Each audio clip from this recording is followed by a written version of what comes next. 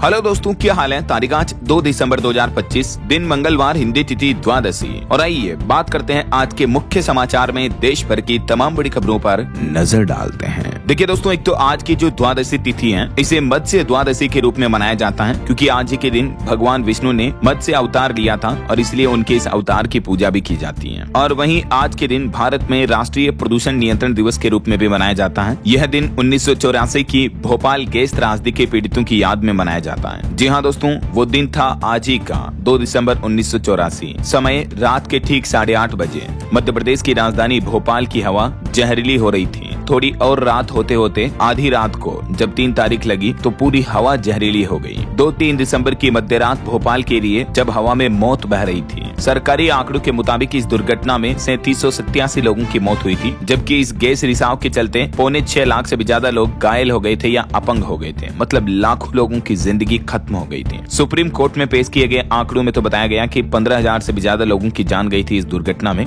वैसे इस हादसे के पीछे मुख्य आरोपी वोरेन एंडरसन बताया गया, जो कि इस कंपनी का सीईओ था। ठीक आज से 41 साल पहले आज ही के दिन भोपाल में मिथाइल आइसोसाइनेट लीक हुई थी, जब चारों तरफ लाशें बिछ गई थी। भोपाल की पूरी हवा जहरीली हो गई थी। कई लोग नींद में ही चल बसे तो कोई हाँफते हाँफते मर गया। और आज भी इन लोगों को इंसाफ नहीं मिल पाया है। और वहीं आज ही के दिन मेडिकल साइंस में भी एक बड़ी उपलब्धि हासिल हुई। दुनिया का पहला आर्टिफिशियल हार्ट ट्रांसप्लांट भी किया गया। और आज के दिन वर्ल्ड कंप्यूटर लिटरेसी डे के रूप में भी मनाया जाता है। चलिए आज के कुछ कार्यक्रम भी देख लेते हैं। राजस्थान के मुख्यमंत्री भजनलाल शर्मा आज 2 दिसंबर को दिल्ली जाएंगे। आधिकारिक कार्यक्रम तो जारी नहीं हुआ है, लेकिन कैबिनेट फेरबदल की अटकलें तेज हो रही है। वहीं भारतीय किसान यूनियन भी बड़े प्रदर्शन की घोषणा की है। आज 2 दिसंबर को कलेक्टोरेट घेरने की तैयारी की जा रही है और कांग्रेस ने भी इसको समर्थन दिया है। छत्तीसगढ़ के बस्तर संभाग में किसानों की आर्थिक स्थिति का संकट और फसलों की लागत बढ़ती और बाजारों में उचित मूल्य नहीं मिल रहा, इस वजह से किसानों ने आज 2 दिसंबर को ये विरोध प्रदर्शन करने का फैसला किया है। वहीं उत्तर प्रदेश के मुख्यमंत्री योगी आदित्यनाथ की भी आज 2 दिसंबर को कैबिनेट बैठक होगी। इसमें 20 अहम प्रस्तावों पर मुहर लग सकती है। चलिए दोस्तों, अगला अपडेट देखिए आज की कुछ लॉन्चिंग। मारुति कंपनी अपनी electric car e Vitara launch करने जा रही आज 2 दिसंबर को, और ये मारुति की पहली इलेक्ट्रिक कार होगी। कंपनी ने दावा किया कि फुल चार्ज में 500 किलोमीटर चलेगी, ऑल व्हील ड्राइव ऑप्शन मिलेगा और लेवल 2 जैसे एडवांस सेफ्टी फीचर्स भी मिलेंगे। इसमें 2 बैटरी पैक वाले ऑप्शन आएंगे और कंपनी आज इसे लॉन्च करने जा रही है। और मोबाइल फोन लॉन्चिंग पर भी खबर है दोस्तों। आज 2 दिसंबर को Vivo X300 और Pro दोनों स्मार्टफोन भी लॉन्च होंगे। हालांकि इनकी अनुमानित कीमत काफी ज्यादा हो सकती है। वैसे इस महीने दिसंबर में भी 10,000 से लेकर 1 लाख रुपए तक के स्मार्टफोन आएंगे। तो कब कब किनकी लॉन्चिंग होगी मैं आपको बताता रहूंगा अपडेट। चलिए फिलहाल देखिए अगली खबर। SIR मुद्दे को लेकर भी आज 2 दिसंबर को सुप्रीम कोर्ट में सुनवाई होगी। केरल, तमिलनाडु और बंगाल, इन राज्यों ने जो SIR प्रक्रिया पर रोक लगाने की याचिका लगा रखी है, तो इन राजनीतिक दलों की याचिका पर सुप्रीम कोर्ट ने सुनवाई की तारीख तय की है। कुछ की सुनवाई आज होगी। तमिलनाडु की 4 तारीख को और पश्चिम बंगाल की 9 तारीख को सुनवाई होगी। वहीं ग्रेटर नोएडा में 1 और 2 दिसंबर को SIR के लिए 500 स्पेशल कैंप भी लगाए जा रहे हैं, जहां वोटर लिस्ट की हर समस्या का समाधान होगा। और वैसे अभी एक दिन पहले तो आपको पता होगा, चुनाव आयोग ने SIR की डेडलाइन भी 7 दिन बढ़ा दी है। तो 12 राज्यों में अब ये वोटर्स का वेरिफिकेशन 11 दिसंबर तक चलेगा ना। चलिए आगे बढ़ते खबरों में देखिए आप अगला अपडेट। सरकार ने सुविधा बढ़ाने के लिए बड़ा कदम उठाया है। पेंशनर्स को अब मिलेंगे सभी अपडेट सीधे मोबाइल और ईमेल पर भी।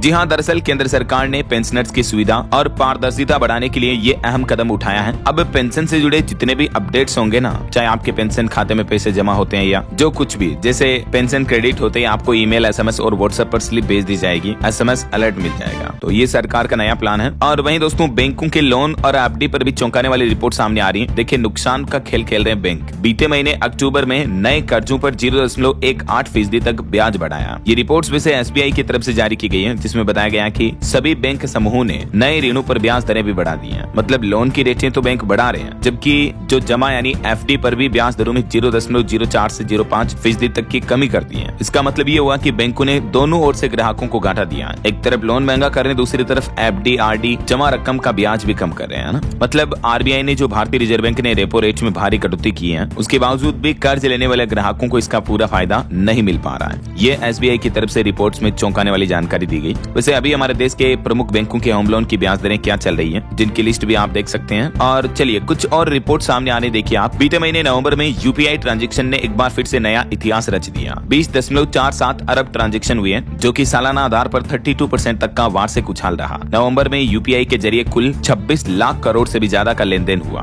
2047 करोड़ ट्रांजैक्शन हुई है, 32% ग्रोथ के साथ, है ना। और HSBC की भी एक रिपोर्ट देखिए, भारत का मैन्युफैक्चरिंग PMI भी बीते महीने नवंबर में 56.6 पर रहा। ग्रोथ रफ्तार में हल्की सुस्ती देखने को मिली है। वहीं दोस्तों नवंबर में सरकार का GST कलेक्शन भी काफी अच्छा रहा। 1.70 लाख करोड़ का GST कलेक्शन हुआ टोटल, 1.25 लाख करोड़ के लगभग। हालांकि अक्टूबर की तुलना में ये 26,000 करोड़ कम हुआ। और फ्यूल डेटा पर भी एक रिपोर्ट सामने आ रही कि त्योहारी सीजन और GST कटौती से डीजल खपत भी 6 महीने के उच्च स्तर पर पहुंची है। ऊर्जा मांग में और भी तेज उछाल देखने को मिल रहा है। और वहीं दोस्तों भारतीय रुपये की वैल्यू पर चौंकाने वाली खबर आ रही कि भारत और अमेरिका व्यापार वार्ता और डॉलर की बढ़ती मांग की वजह से रुपये में बड़ी गिरावट देखने को मिली है और आने वाले दिनों में तो और बढ़ेगा दबाव। देखिए डॉलर के मुकाबले रुपया भारी गिरावट के साथ 89.79 के सर्वकालिक निचले स्तर पर पहुंचा। मतलब $1 की कीमत अभी 89 रुपए और 79 पैसे तक हो चुकी है। इतना गिर गया रुपया, सबसे लोएस्ट लेवल पर चल रहा है। विदेशी निवेशक लगातार पैसा निकाल रहे हैं, डॉलर की मजबूती से दबाव बढ़ा है। तो जब भी रुपये में गिरावट देखने को मिलती है तो इसके कुछ फायदे और कुछ नुकसान दोनों होते हैं, जिनका कंपैरिजन भी आप देख सकते हैं। और वहीं भारत की इंडस्ट्रियल ग्रोथ पर भी एक रिपोर्ट आ रही कि बीते 14 महीनों के बीच सबसे निचले स्तर पर चल रही है IIP ग्रोथ रेट। बीते महीने अक्टूबर में तो सिर्फ 0.4% रही। इंडस्ट्रियल ग्रोथ का मतलब जो भारत का औद्योगिक उत्पादन वृद्धि दर है ना, वो अक्टूबर में घटी है।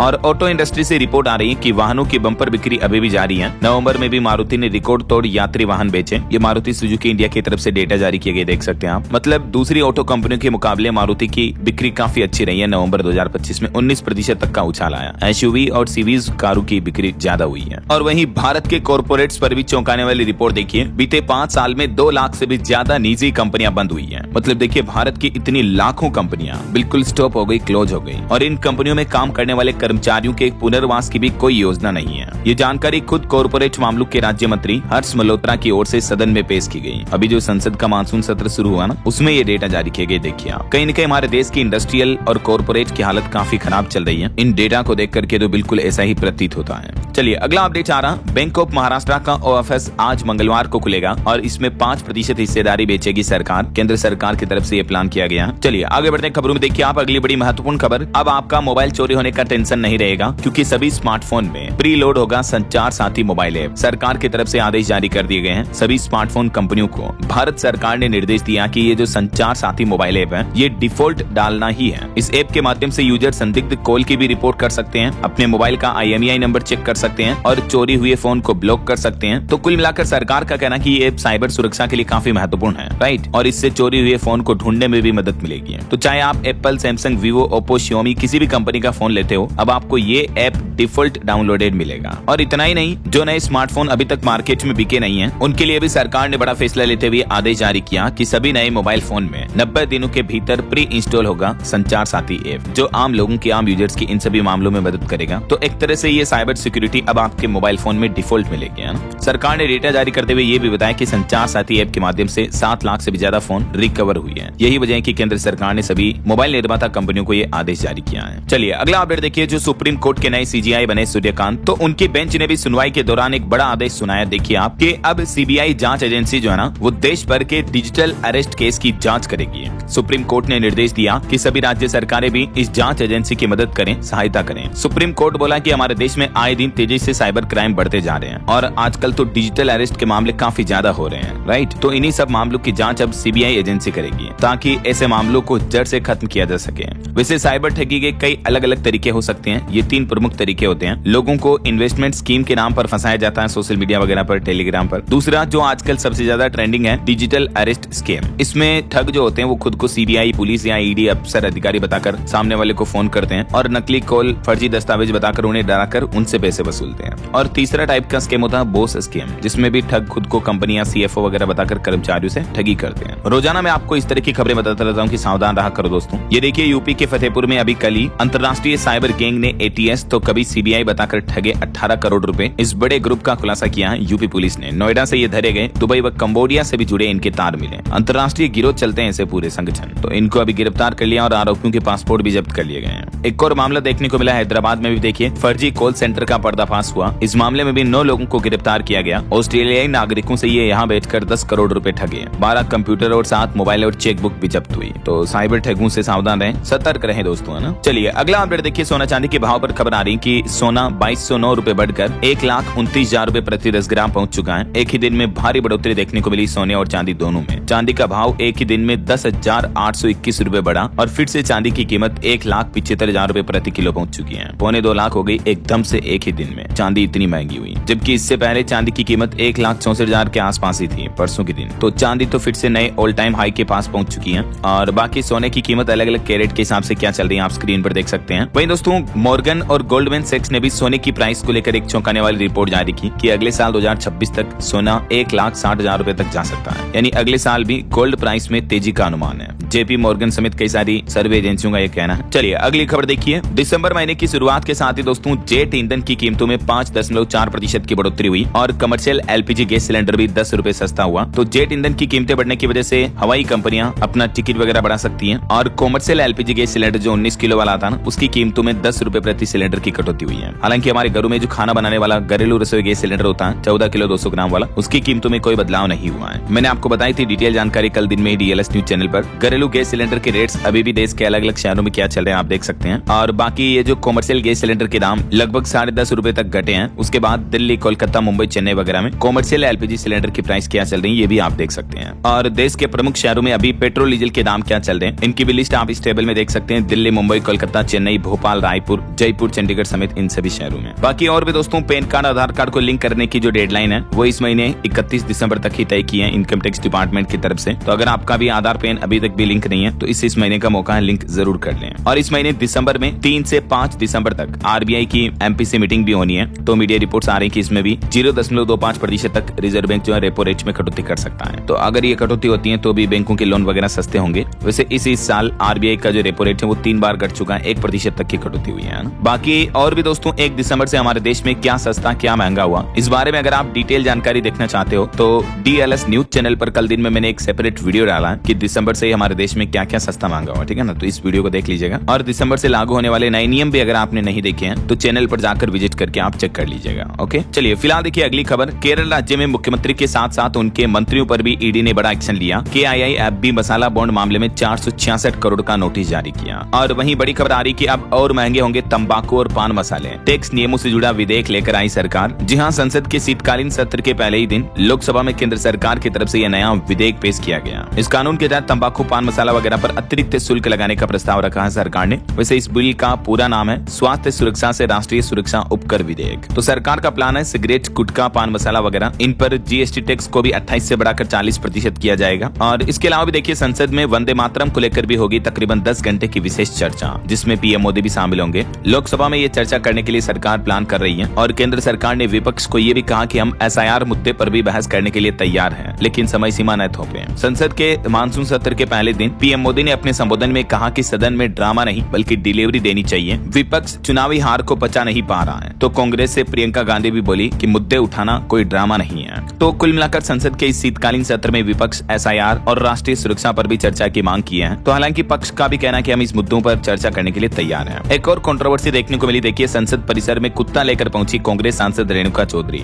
और बोली कि ये काटता नहीं है बल्कि काटने वाले तो संसद में है। तो भाजपा ने भी इस कमेंट पर आपत्ति जताई। हालांकि उनका डॉग जो है वो परिसर में उनकी कार में ही बैठा रहा। चलिए अगला अपडेट आ रहा कि भारत ने ADB यानी एशियाई डेवलपमेंट बैंक से $800 मिलियन का लोन साइन किया है। भारत सरकार ने हाल ही में ADB के साथ ये समझौता किया और यह रकम देश के अलग अलग राज्यों में डेवलपमेंट प्रोजेक्ट्स को पूरा करने के लिए इस्तेमाल की जाएगी। और वहीं बड़ी खबर आ रही कि विजय माल्या और नीरव मोदी जैसे देश के साथ फ्रॉड करके भागने वाले भगोड़ों पर भी बैंकों का 58,000 करोड़ रुपया अभी भी बाकी है। सरकार की तरफ से ये रिपोर्ट जारी की गई। और वहीं खबर आ रही हरमनप्रीत कौर बनी पंजाब नेशनल बैंक PNB के नई ब्रांड एम्बेसडर भी। जो भारतीय महिला क्रिकेट टीम की कप्तान है उनको PNB ने ये ब्रांड एम्बेसडर बनाया। वहीं 8th पे कमीशन को लेकर भी सरकार ने क्लियरिफिकेशन जारी किया कि मौजूदा DA को मूल वेतन से मिलाने का फिलहाल कोई प्लान नहीं है। 8वें वेतन आयोग को लेकर सरकार ने ये अहम जानकारी क्लियर कर दी है कर्मचारियों से। वहीं शादियों को लेकर भी एक रिपोर्ट सामने आ रही कि शादियों में खर्च का तरीका बदल रहा है। अब लोग बाग दिखावे से ज्यादा वैल्यू पर जोर दे रहे हैं। और वहीं देखिए राजधानी दिल्ली में प्रदूषण के मुद्दे पर भी सुप्रीम कोर्ट ने कहा कि इस प्रदूषण के लिए सिर्फ किसान ही जिम्मेदार नहीं है, क्योंकि सरकारें अक्सर सारे प्रदूषण का ठिकाना किसानों और उनकी पराली जलाने पर फोड़ देती हैं। तो सुप्रीम कोर्ट ने कहा कि कोविड में भी पराली जलाई गई फिर भी आसमान साफ था। तो सरकार अपने प्रदूषण के एक्शन प्लान पर दोबारा विचार करे, ऐसा सुप्रीम कोर्ट ने बीते दिन इस मुद्दे पर सुनवाई करते हुए केंद्र सरकार और संबंधित एजेंसियों को भी फटकार लगाई। और अदालत ने प्रदूषण का केवल किसानों को जिम्मेदार ठहराने पर आपत्ति भी जताई। सुप्रीम कोर्ट ने कहा कि किसानों पर दोष मढ़ना बहुत आसान है, इसकी बजाय तो असल कारणों को ढूंढें और प्रदूषण रोकने पर काम करें। सुप्रीम कोर्ट ने सख्त टिप्पणी करते हुए कहा कि हम हाथ पर हाथ धरे नहीं बैठ सकते हैं। हैं और इस मामले पर अब अगली सुनवाई 10 दिसंबर को होगी। उससे पहले दिल्ली सरकार और केंद्र सरकार को अपनी रिपोर्ट भी सबमिट करनी होगी, है ना। तो बहरहाल अभी तो अपन कुछ और महत्वपूर्ण और काम की खबरें देखेंगे दोस्तों, लेकिन इससे पहले वक्त तो चला है आज के ताजा मौसम समाचार जानने का। और हाँ, एक छोटी सी रिक्वेस्ट आपसे ये है कि अगर आप DLS न्यूज चैनल से अभी तक भी जुड़े नहीं हो तो जुड़ जाइए, चैनल को सब्सक्राइब करके बेल आइकन जरूर दबा दीजिएगा और इस वीडियो पर एक लाइक और शेयर भी कर देना, ताकि आपको रोजाना की ताजा खबरें, महत्वपूर्ण मुख्य समाचार, काम के न्यूज अपडेट सबसे पहले आपके मोबाइल पर मिलते रहेंगे। ओके, और चलिए बिना टाइम वेस्ट किए सीधा आगे बढ़ते हैं मौसम अपडेट में। तो सबसे पहले तो बात करते हैं दोस्तों, जो अभी चक्रवाती तूफान दितवा चल रहा है, तो एक राहत की बात यह है कि अब ये तूफान कमजोर होकर एक गहरे दबाव में बदल चुका है। हालांकि अभी भी दक्षिण भारत के राज्यों जैसे तमिलनाडु, आंध्र प्रदेश वगैरह में तो भारी बारिश का अलर्ट है। पुडुचेरी में स्कूल भी बंद रखे गए बीते दिन। और बड़ी चौंकाने वाली चिंता की बात तो देखिए, श्रीलंका में इस तूफान की वजह से 334 लोगों की मौत हो गई। इस चक्रवात की तबाही पर प्रधानमंत्री नरेंद्र मोदी ने भी श्रीलंका के राष्ट्रपति से फोन पर बातचीत की, हर संभव मदद का भरोसा भी दिलाया। और अब ये चक्रवात भारत में टकराने के बाद धीरे धीरे कमजोर हो रहा, डिप्रेशन में बदला, लेकिन आंध्र प्रदेश में लगातार भारी बारिश अभी भी जारी है। मौसम विभाग का कहना है कि अगले 48 घंटे तमिलनाडु, आंध्र प्रदेश वगैरह आसपास के जो तटीय इलाकों वाले राज्य हैं, उनके लिए काफी अहम होंगे। इन राज्यों में भारी बारिश की भी संभावना है। हमारे भारत में भी आपको पता होगा, दितवा ने घुसते ही तबाही मचाई। तमिलनाडु में 3 लोगों की मौत हो गई, 150 के लगभग तो जानवर, मवेशियों की भी जान चली गई। बाकी कुछ अन्य राज्यों में मौसम के हालात क्या चल रहे हैं देखिए आप। मध्य प्रदेश में बीते महीने नवंबर में भी सर्दी ने रिकॉर्ड तोड़ दिया और अभी दिसंबर में और बढ़ेगी ठंड। राजस्थान के भी झुंझुनू, सीकर समेत कई जिलों में शीतलहर का अलर्ट जारी हुआ। हिमाचल के रोहतांग के पास भी बर्फ की चादर जमने लगी। और देखिए, राजस्थान के तो अधिकांश जिलों में शीतलहर की चेतावनी, 3 डिग्री तक पारा भी गिरा। मौसम विभाग का कहना है कि उत्तर भारत के पहाड़ी राज्यों की बर्फीली हवा राजस्थान में अब ठंड और बढ़ाएगी। इधर मध्य प्रदेश में देखिए, नवंबर में ही 84 सालों का रिकॉर्ड टूट गया ठंड का और दिसंबर महीना और ठंडा रहेगा। MP में 5 डिग्री से नीचे रहेगा टेम्परेचर। पहाड़ी राज्यों की बात करें तो उत्तराखंड में 5 और 6 दिसंबर को भी भारी बारिश का अलर्ट है। पहाड़ी इलाकों में पाला भी गिरा, कुछ जगहों पर धुंध भी छाई हुई है। हिमाचल की भी स्थितियां देखिए दोस्तों, इस बार नॉर्मल से 95% कम बरसे बादल। 4-5 तारीख को हिमाचल में भी बारिश और बर्फबारी की चेतावनी है। और बिहार में भी देखिए, मौसम विभाग का कहना है कि चक्रवाती तूफान दितवा का असर दिखेगा, बादल छाए रहेंगे। हालांकि बारिश की तो उतनी चेतावनी नहीं है, लेकिन गोपालगंज, बेतिया समेत 7 जिलों में घना कोहरा भी छाया हुआ है। इधर पंजाब के भी 8 जिलों में कोल्ड वेव का अलर्ट जारी हुआ। न्यूनतम तापमान 0.4 डिग्री नीचे आया। फरीदकोट सबसे ठंडा इलाका रहा। और उत्तर प्रदेश में भी पारा 8 डिग्री तक पहुंचा। बलिया सबसे ठंडा इलाका चल रहा। पश्चिमी विक्षोभ की वजह से तापमान 3 डिग्री तक बढ़ा है। बाकी दोस्तों, एक चौंकाने वाली रिपोर्ट ये सामने आ रही है कि देश में सूखे की मार देखने को मिली है। 10 सालों में बीता महीना नवंबर सबसे सूखा रहा। पूर्वोत्तर मानसून जो है वो पूरी तरह से कमजोर रहा। इस वजह से देश में जो नवंबर में जितनी बारिश होती है ना, उतनी हो नहीं पाई इस बार। देश की राजधानी दिल्ली में भी 5 वर्षों में सबसे ठंडा महीना रहा नवंबर। और दिसंबर की शुरुआत भी सर्द हवाओं के साथ ही हो रही है। और भी अगले 24 घंटों के दौरान देश भर में मौसम की संभावित गतिविधियां क्या रह सकती हैं, देख सकते हैं आप। ज्यादातर दक्षिण भारत के राज्यों में बारिश वगैरह की संभावना रहेगी, है ना। मध्य भारत या उत्तरी भारत के राज्यों में बारिश नहीं होगी। हालांकि कुछ राज्यों में कोहरा और शीतलहर वगैरह की चेतावनी है, जिसकी भी जानकारी आप देख सकते हैं स्क्रीन पर। और एक बड़ी चिंताजनक रिपोर्ट सामने आ रही है दोस्तों कि ऋतुओं का भी चक्र टूटा। जलवायु प्रेरित चरम मौसम से जूझ रहा है हमारा भारत। क्लाइमेट चेंज यानी जलवायु परिवर्तन का कितना गंभीर असर दिख रहा है, ये देखिए centre for science and environment और डाउन टू अर्थ की टीम ने 2022 से लेकर 25 तक भारत में घटित अलग अलग मौसम संबंधित घटनाओं का विश्लेषण किया। और इसमें ये चौंकाने वाली रिपोर्ट सामने आई। वैज्ञानिकों का ये अध्ययन बताता है कि भारत में ऋतुओं के मौसम के समय में भी बदलाव होने लगा। मौसम चक्री बदल रहा है और यही हालात रहे तो आने वाले कुछ सालों में भारत में गंभीर मौसमी स्थितियां देखने को मिलेगी, जिससे ठंड के सीजन में लू चलना या मानसून से पूर्व बाढ़ जैसी आपदाएं। और वैज्ञानिकों का कहना है कि ऐसे हालातों में भारत सिर्फ अकेला नहीं है, बल्कि दुनिया भी विषय मौसम की मार झेल रही है। तो दीर्घकालिक खतरा बढ़ेगा कुल मिलाकर इससे, है ना। किसानों की फसलों वगैरह को भी नुकसान होगा। ओके, और चलिए दोस्तों आगे बढ़ते हैं। अब अपन खबरों में कुछ मार्केट अपडेट्स पर भी नजर डाल लेते हैं। तो देखिए, बीते दिन शेयर मार्केट ने नया ऑल टाइम हाई बनाया, फिर गिरा। सेंसेक्स 65 अंक नीचे 85,642 पर बंद हुआ। वहीं क्रिप्टो मार्केट में भी बड़ा भूचाल देखने को मिला। घंटे भर में ही $400 मिलियन का सफाया हो गया। बिटकॉइन समेत टॉप 10 क्रिप्टो करेंसी में बड़ी गिरावट आई है बीते दिन। और निवेशकों के लिए अपडेट्स हैं। ICICI prudential asset management IPO को भी सेबी से अंतिम मंजूरी मिल चुकी है। ये देश का सबसे बड़ा AMC इश्यू होगा। और वहीं खबर देखिए, ड्रोन बनाने वाली कंपनी के शेयर में एक ही दिन में 20% तक की गिरावट देखने को मिली। लोअर सर्किट लग गया। मार्केट रेगुलेटर सेबी ने इसके प्रमोटर को भी बैन कर दिया। द्रोणाचार्य एरियल इनोवेशंस के स्टॉक में ये बिग फॉल देखने को मिला है। और निवेशकों के लिए एक और खबर आ रही कि अगले 2 महीने में 2 दर्जन से भी ज्यादा कंपनियां IPO लाने की तैयारी में है। 40,000 करोड़ रुपए जुटाएगी मार्केट से। वहीं एक रिपोर्ट आ रही कि दुनिया भर की टॉप 10 हथियार कंपनियों की कमाई लगभग 6% बढ़ी है। यानी डिफेंस सेक्टर में जो कंपनियां हैं उन्होंने अच्छा रिटर्न दिया है। भारत की भी 3 कंपनियों में बड़ा उछाल देखने को मिला। सिप्री की तरफ से ये लेटेस्ट रिपोर्ट जारी की गई। चलिए मार्केट के बाद आगे बढ़ते हैं खबरों में। देखिए आप, बड़ी खबर, हिमाचल प्रदेश सरकार ने एक अनोखा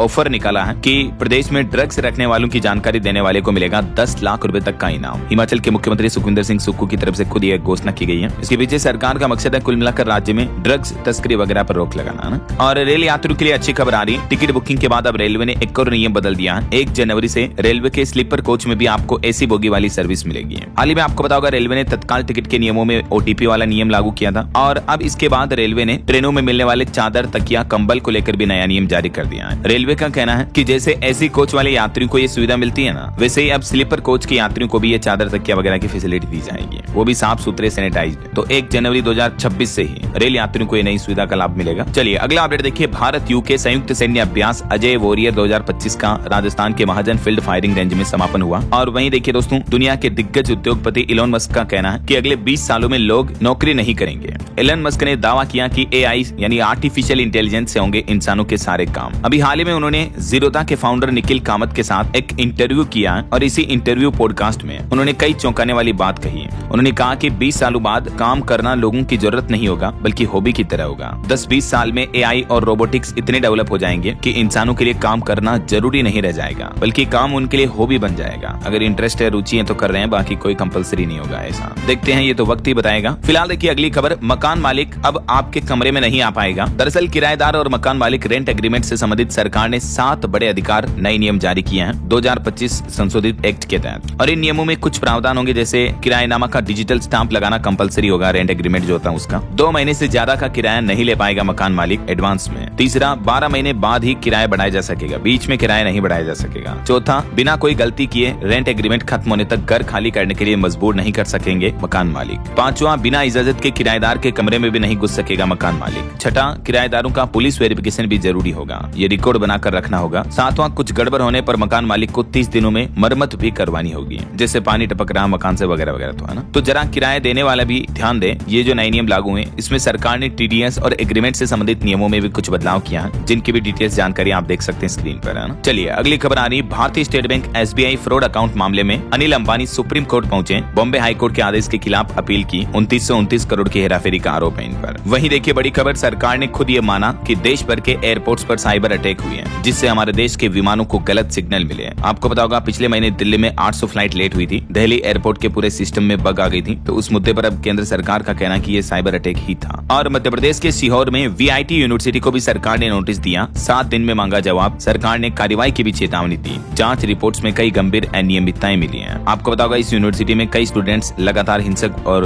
तोड़फोड़ वाला विरोध प्रदर्शन कर रहे हैं। इस मुद्दे को लेकर मध्य प्रदेश सरकार ने नोटिस भी जारी किया। वहीं बीते दिन मध्य प्रदेश में 5000 से भी ज्यादा किसानों ने हाईवे जाम किया, लेकिन आखिरकार 15 घंटों बाद किसानों का आंदोलन स्थगित हो पाया। एमपी के धार में कलेक्टर ने सीएम और पीएम तक मांगे पहुंचाने का आश्वासन दिया, तब जाकर किसान भाई लोग माने। और किसानों का भी एक प्रतिनिधिमंडल दिल्ली जाएगा, इस बात पर भी सहमति बनी है। वैसे बीते दिन मध्य प्रदेश में शीतकालीन सत्र का पहला दिन था और काफी हंगामा भी हुआ विधानसभा में। मध्य प्रदेश में जो कप सिरप से बच्चों की मौत हुई, इस मुद्दे को लेकर और किसानों को लेकर कांग्रेस ने हंगामा किया। एमएसपी पर भी मंत्री बोले कि वेट एंड वॉच, तो विपक्ष काफी भड़क गया। चलिए अगला अपडेट देखिए। चंडीगढ़ में नहीं बनेगी हरियाणा की अलग विधानसभा। केंद्रीय गृह मंत्रालय ने प्रपोजल रद्द किया। मुख्यमंत्री नायब सिंह सैनी को भी सलाह दी कि मामला आगे न बढ़ाएं। वहीं यूपी के संभल में देखिए डीएम और एसपी ने स्वामी राम भद्राचार्य के पेट छुए। जगत गुरु बोले कि वाइफ को लेकर मैंने कुछ गलत नहीं कहा, हमारे देश में तलाक नहीं था। वहीं खबर आ रही उत्तराखंड में भी देखिए हरिद्वार में कुंभ और अर्ध कुंभ पर मतभेद बना हुआ। अभी भी व्यवस्थाओं पर गुटबाजी तेज हुई। कुछ संत बोले कि अखाड़ा परिषद कुंभ माफिया है, तो विवादित बयानों पर 2 महामंडलेश्वर निष्कासित भी किए गए। और वहीं खबर आ रही रेप आरोपी आसाराम बापू की जमानत के खिलाफ सुप्रीम कोर्ट पहुंची एक पीड़िता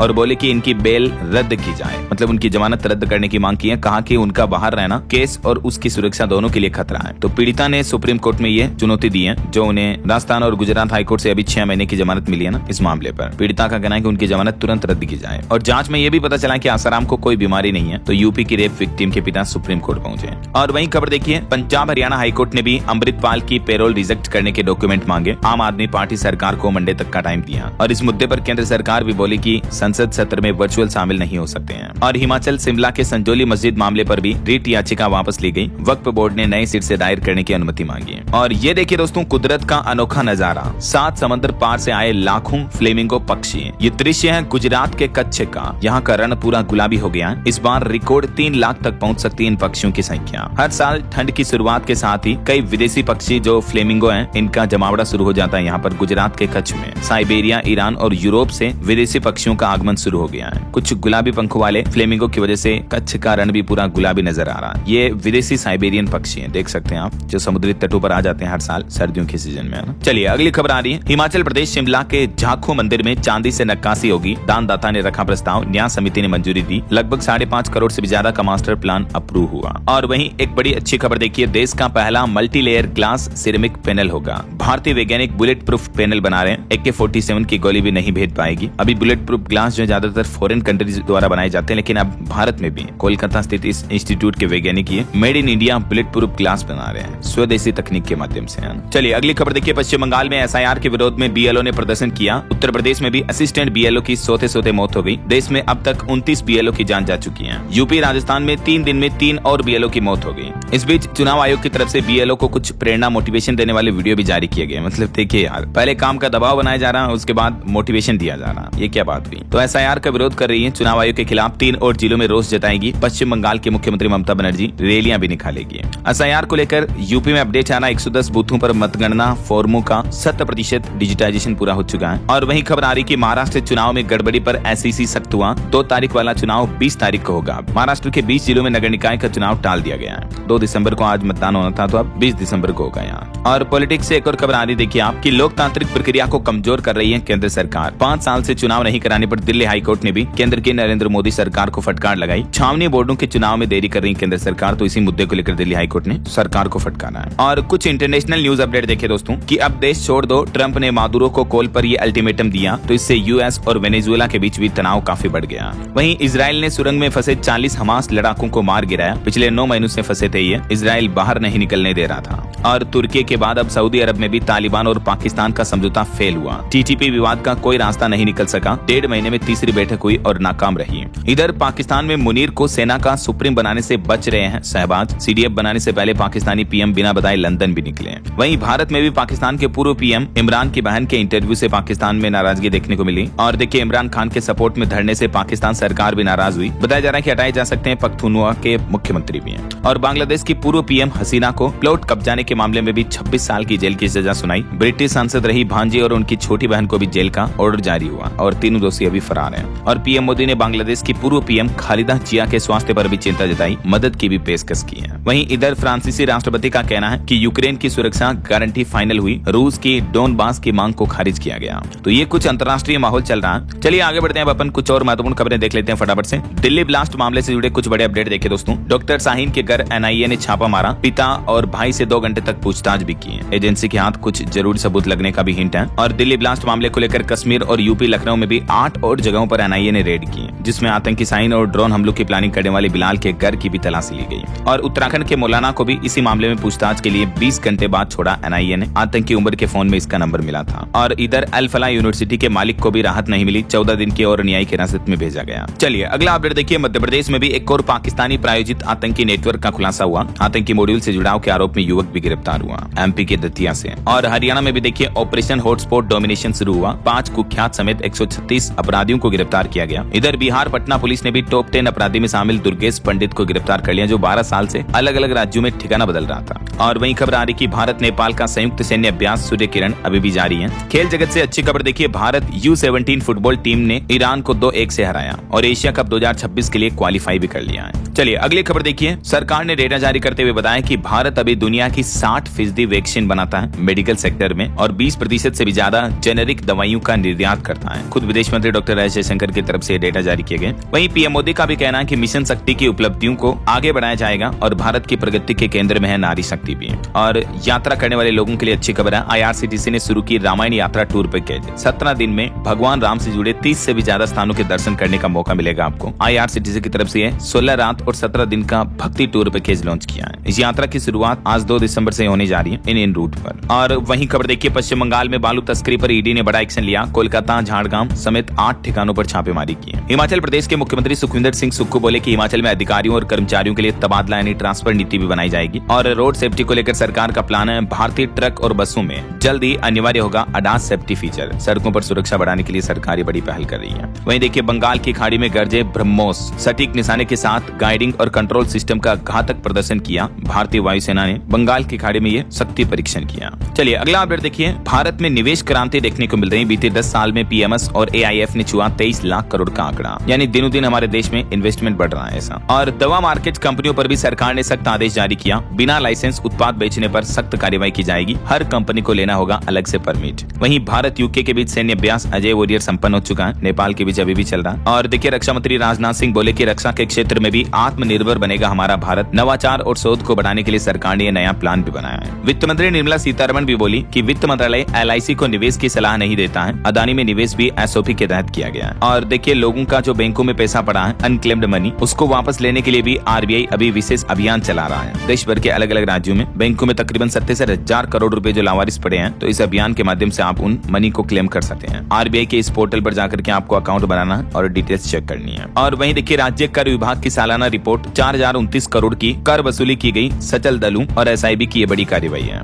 और यूपी कैबिनेट बैठक में देखिए आज कुछ बड़े फैसले लिए जाएंगे। अयोध्या में वर्ल्ड लेवल का मंदिर म्यूजियम बनाया जाएगा, टेम्पल म्यूजियम बनेगा। अफसरों और कर्मचारियों को भी योगी सरकार बड़ी सौगात दे सकती है। योगी कैबिनेट में आज 20 अहम प्रस्ताव पारित किए जाएंगे कैबिनेट बैठक में। और उत्तराखंड के मुख्यमंत्री पुष्कर सिंह धामी की बड़ी घोषणा, संस्कृत के उत्थान और विकास के लिए गठित होगा उच्च स्तरीय आयोग, संस्कृत भाषा को बढ़ावा देने के लिए। और देखिए कश्मीर में बीएसएफ को बड़ी कामयाबी मिली। सीमा से आतंकी ठिकानों तक दुश्मन को दिया करारा जवाब। रिपोर्ट आ रही कि इसी साल 2025 में भी 8 आतंकवादियों को बीएसएफ ने ढेर किया। और वहीं हरियाणा राज्य में देखिए सरकार ने एचएसएससी को मांग भेजने की बढ़ाई डेडलाइन। ग्रुप सी भर्ती मामले को लेकर मुख्य सचिव ने जारी किए दिशा निर्देश। और महादेव सट्टा ऐप मामले में 7 और एजेंट गिरफ्तार हुए। 6000 ग्राहकों की आईडी से करोड़ों की ठगी का नेटवर्क ध्वस्त हुआ। मध्य प्रदेश के मुख्यमंत्री डॉक्टर मोहन यादव सरकार के 2 साल पूरा होने के मौके पर मंत्रालयों के कामकाज की हाई लेवल समीक्षा बैठक हुई। मंत्रियों को अपना रिपोर्ट कार्ड भी देना होगा। और वहीं करंट अफेयर्स का एक अपडेट बता दूं, रेज बेट ये वर्ड बना ऑक्सफोर्ड का word of the year. Oxford university में डिक्शनरी में इसे 2025 का वर्ड ऑफ द ईयर घोषित किया है। बॉलीवुड से कुछ खबरें देखिए दोस्तों। दिलजीत दोसांझ की बॉर्डर 2 फिल्म जनवरी में रिलीज होगी।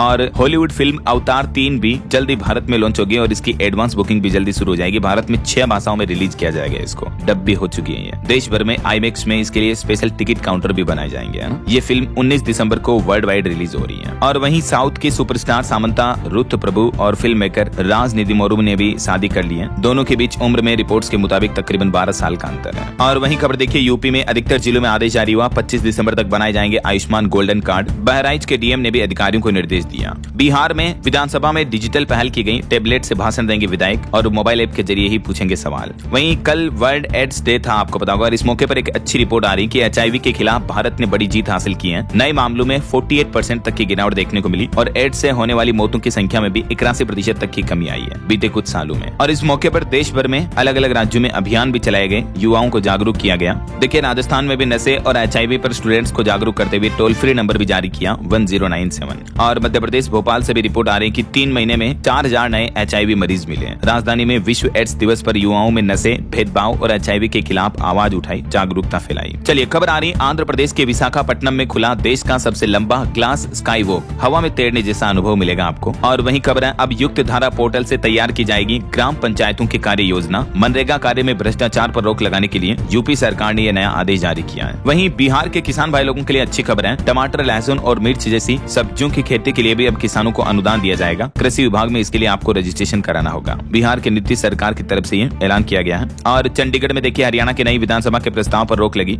जमीन पर सहमति न बनने पर केंद्र सरकार ने ये निर्णय लिया। नोएडा में आज से खुलेगा जंगल ट्रेल पार्क। दिन भर कर सकेंगे सैर सपाटा। 120 रुपए का टिकट होगा। वहीं देखिए प्राइवेट सेक्टर के कर्मचारियों को भी बड़ी राहत दी। सरकार की परमिशन के बिना छटनी नहीं कर सकेगी अब कंपनियां। जो हाल ही में सरकार ने नए लेबर लॉ जारी किया ना, तो उसमें ये कुछ प्रावधान भी रखे गए हैं ऐसा। वहीं खबर आ रही दिल्ली में डेटा ड्रिवन पुलिसिंग की ओर बड़ा कदम। क्राइम ब्रांच ने 350 से ज्यादा अधिकारियों को दिया हाईटेक प्रशिक्षण। और एक अच्छी खबर है दिल्ली वासियों के लिए, अब उनका डेटा लीक नहीं होगा। दिल्ली वालों को मिलने जा रहा सुरक्षा कवच। रेखा गुप्ता सरकार लॉन्च करेगी आधार वोल्ट। और झारखंड में रिपोर्ट आ रही कि 60% तक महंगी हो सकती है बिजली। JBVNL ने सरकार को अपना प्रपोजल भी सौंपा। वहीं देखिए दिल्ली एयरपोर्ट बना भारत का पहला वाटर पॉजिटिव हवाई अड्डा। वाटर इनोवेशन समिट 2025 में डायल को मिला सम्मान। और असम राइफल्स को भारतीय सेना के सम्मान सैलरी मिलेगी या नहीं, इस मुद्दे पर वेतन पेंशन वगैरह को लेकर भी केंद्र सरकार को 3 महीने के अंदर अंदर निर्णय लेना है फाइनल। दिल्ली हाईकोर्ट की तरफ से यह निर्देश जारी किया गया। यूपी के कुछ और अपडेट देखिए। उत्तर प्रदेश में विकसित यूपी 2047 लक्ष्य की प्राप्ति के लिए स्वास्थ्य के क्षेत्र में 1 लाख करोड़ रुपए खर्च किए जाएंगे, ब्रिजेश पाठक का ये कहना है। और वहीं यूपी की योगी सरकार ने पुराने वाहनों के लिए भी कुछ नए नियम जारी किए हैं। ऑर्डर के बाद अब ढीली करनी होगी जेब। टैक्स वगैरह कुछ ज्यादा देना पड़ेगा, देख सकते हैं आप। और वहीं यूपी हेल्थ रैंकिंग डैशबोर्ड में वाराणसी तीसरे स्थान पर रहा। और सीएम योगी ने एक और निर्देश जारी किया, क्रय केंद्र पर आने वाले हर अन्नदाता यानी हर किसान का धान खरीदें एमएसपी पर। खरीद केंद्रों को यह निर्देश जारी किया। चलिए कुछ और स्टेट न्यूज अपडेट देख लेते हैं फटाफट से। देखिए राजस्थान के बालोतरा में ये बड़ी दुर्घटना हो गई। ट्रेलर में जिंदा जला ड्राइवर, ये बेकाबू ट्रेलर डिवाइडर से टकरा गया। वहीं राजस्थान में अब बिना गाइडलाइन के नहीं चलेंगे स्पा सेंटर, जोधपुर में प्रशासन ने निर्देश जारी किया। और एक पेड़ मां के नाम अभियान के तहत भी राजस्थान में 14 करोड़ पौधे लगाए गए। सरकार ने विधानसभा में आंकड़े जारी किए हैं। और मध्य प्रदेश में भी ये बच्चों की मौत वगैरह को लेकर संसद के शीतकालीन सत्र में पहले दिन हंगामा हुआ, मैंने आपको बताया था। इसके अलावा आज मंगलवार को मुख्यमंत्री करेंगे मंत्रियों के परफॉर्मेंस का रिव्यू। 2 और 3 तारीख को फिर भोपाल और 8-9 तारीख को इन जिलों में एक्शन प्लान भी बनाया जाएगा।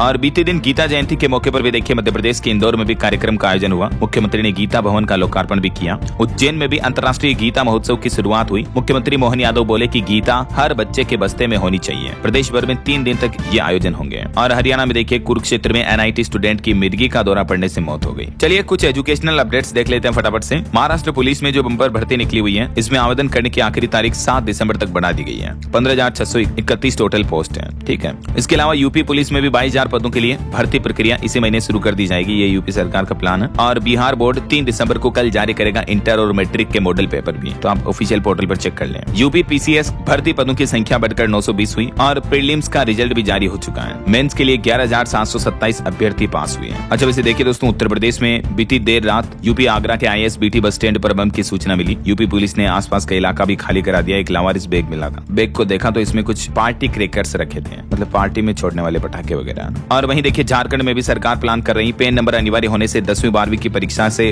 वंचित हो सकते लाखों छात्र। परेशानी बड़ी काफी। और यूपी बोर्ड एग्जाम को लेकर 10वीं 12वीं के एग्जाम सेंटर्स की भी लिस्ट जारी हुई। यूपी लखनऊ में रोडवेज में 120 संविदा ड्राइवरों की भी भर्ती होगी। 1 और 2 दिसंबर को रोजगार मेला भी चल रहा है। हिमाचल में निजी स्कूलों में पढ़ा रहे बीएड प्रशिक्षकों के लिए ब्रिज कोर्स जरूरी हुआ। 25 दिसंबर तक आवेदन कंपलसरी होगा। और गुजरात पुलिस में भी 13,591 पदों पर भर्ती का नोटिफिकेशन जारी हुआ। कल 3 दिसंबर से आवेदन शुरू होंगे और इसमें लास्ट डेट रहेगी 23 दिसंबर तक। ओके, और एजुकेशन के बाद अंत में आज के राशिफल पर नजर डाल लेते हैं। देखिए तुला राशि वालों को किस्मत का साथ मिलेगा और कुंभ राशि वालों की भी इनकम सोर्स बढ़ेंगे। बाकी और भी दोस्तों कुछ अलग अलग राशियों का राशिफल आप देख सकते हैं स्क्रीन पर। और हाँ दोस्तों, आप मुझे कमेंट करके बताइए कि अभी हमारी भारतीय सेना इंडियन आर्मी का किस पड़ोसी देश के साथ युद्धाभ्यास चल रहा है। कमेंट करके बताइए। सही जवाब देने वाले लोगों को रेंडमली सेलेक्ट होने पर DLS न्यूज टीम की तरफ से शानदार सरप्राइज गिफ्ट जीतने का मौका मिलेगा। और इसी के साथ ही अगर आपको वीडियो अच्छा लगा तो इसे लाइक करना, शेयर भी करना। DLS न्यूज चैनल को सब्सक्राइब करके बेल आइकन जरूर दबा देना, रोजाना ऐसी इन्फॉर्मेटिव जानकारियां, महत्वपूर्ण समाचार देखते रहने के लिए। ओके, ख्याल रखिएगा अपने आप का, अपने परिवार का। मिलेंगे अगले नेक्स्ट अपडेट में, तब तक के लिए जय हिंद, जय भारत, वंदे मातरम।